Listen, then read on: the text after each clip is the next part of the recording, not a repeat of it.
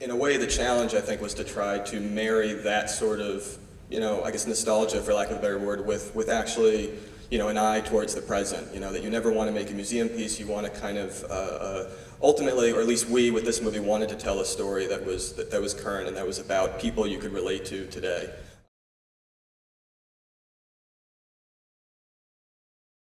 Damien, I'm going to start by asking you, this is for me a profoundly wonderful tribute to, the Hollywood era of musicals. It has the flair of Jacques Demy, but it's also a film that is incredibly resonant in terms of contemporary life. So could I start by, I guess, asking you where the inspiration comes from for the work? Yeah, it was, I think partly just as a musician, I played jazz drums growing up, which I put in my film before, and I've always wanted to make movies as a kid, so I think I've always been just naturally fascinated by putting music and film together, and ways in which music, I think especially, can express emotion and can tell a story in a way that dialogue can't. So I think that's part of the reason why, for a long time now, I've wanted to do a sort of big, full-fledged musical. And the hope with this, I think, was really to kind of do a musical like those older musicals that I'd grown up loving, but that felt kind of real and grounded and sort of, at the same time, sort of tied to the nuances of kind of everyday life today. So I remember I met these two guys at a coffee shop in LA, I guess in 2010, and said I wanted to do a musical in LA, kind of pitched them that. I think that was all I had at that point. And they were kind of like, okay, let's try it. And it took 5 years, I think, to get anybody to give us money to do it, but finally we were lucky enough that Lionsgate signed on and let us basically make the movie that we had dreamed up at that coffee shop 5 years prior. I should say that both Fred and Jordan are no strangers to the festival either. Fred is also the producer of a film we're screening here as our cult gala, The Autopsy of Jane Doe.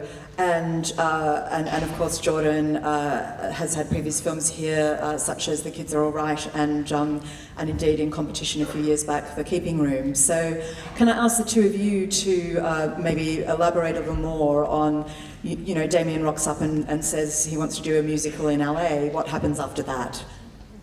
Well, our first reaction was original musical, LA, jazz, and actors, things that universally people all hate. So we're like, let's do it. This is an obvious bet. What can we have to lose?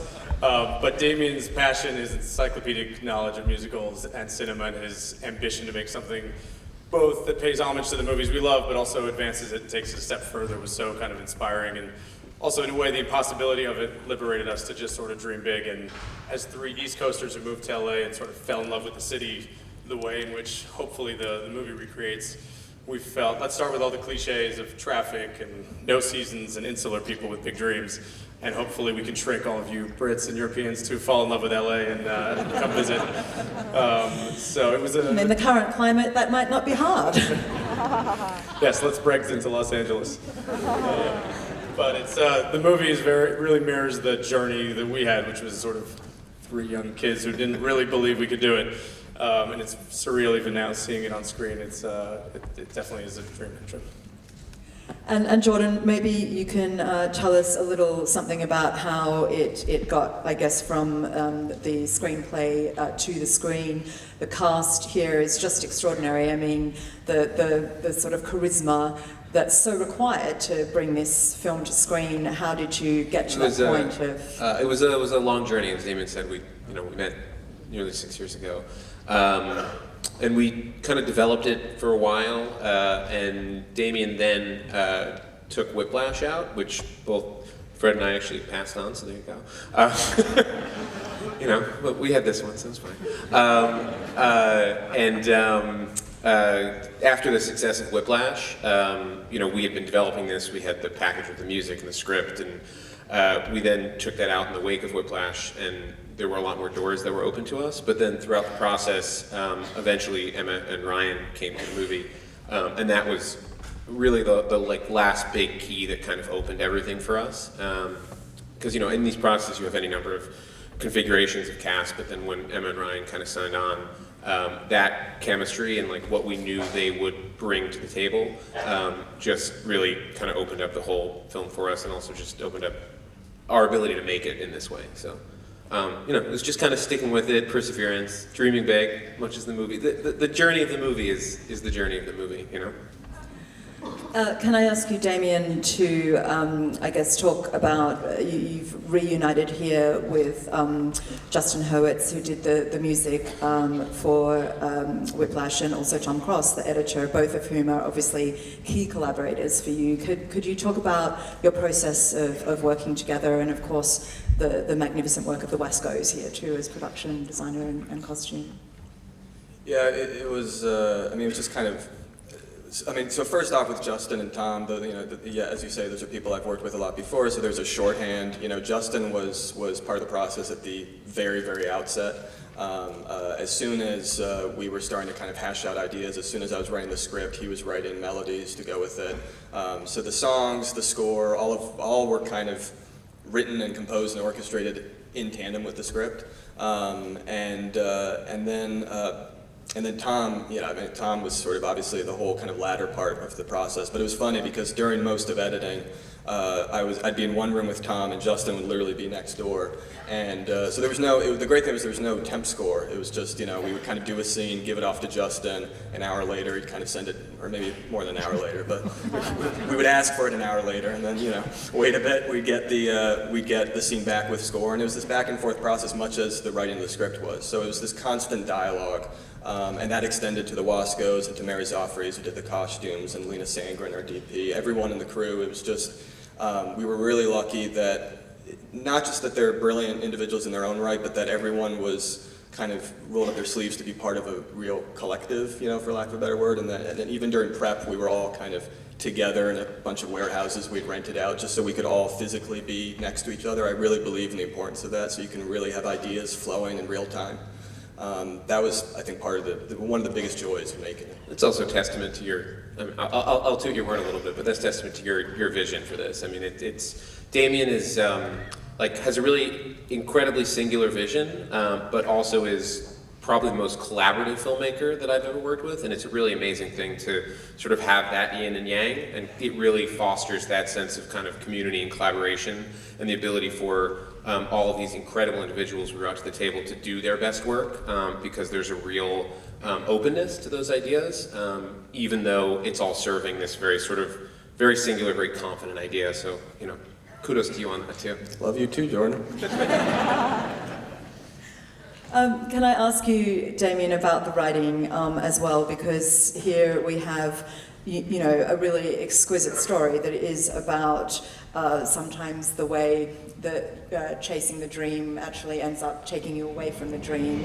And also one of the things that I was very moved by, I think, in the film, because it is really moving as well as being delicious and delightful, was the kind of ode to disappearing things, the idea of the picture palaces, the libraries. Nice timing. Speaking of movie theaters, I've literally never had the sound on my phone, and somehow it is on now. That is insane. Okay. Wow. Talking of disappearing things,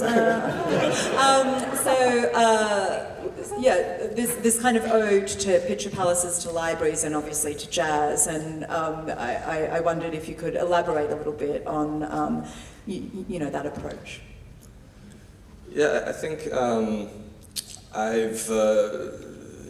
a way, it's just, you write what you know and you write about what you love, so I think that at least that's been my approach so far. So in a weird way, it's never kind of, whether it was this or any of my films before, it was never like a matter of like, okay, I want to lay out like an advocacy for this, such and such disappearing thing. I think it's just that I happen to, I guess, be in the fortunate or unfortunate place of really liking disappearing things, and maybe being born in the wrong time or something. When I was a kid learning how to drum, I was trying to set my drum kits up like the photos I would see of like 1930s swing bands with the snare drum tilted way down and just a whole kind of apparatus that would not work at all for even modern jazz, let alone any modern music. But that's just that's what I got a thrill from. So I think that's just it's sort of a byproduct of my own tastes. And then in a way, the challenge I think was to try to marry that sort of, I guess nostalgia, for lack of a better word, with actually, an eye towards the present. That you never want to make a museum piece. You want to kind of ultimately, or at least we with this movie wanted to tell a story that was current and that was about people you could relate to today.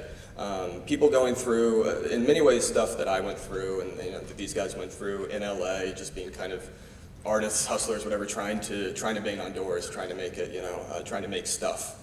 It's as simple as that. And that I hoped would be universal, beyond the contours of Los Angeles or the arts even.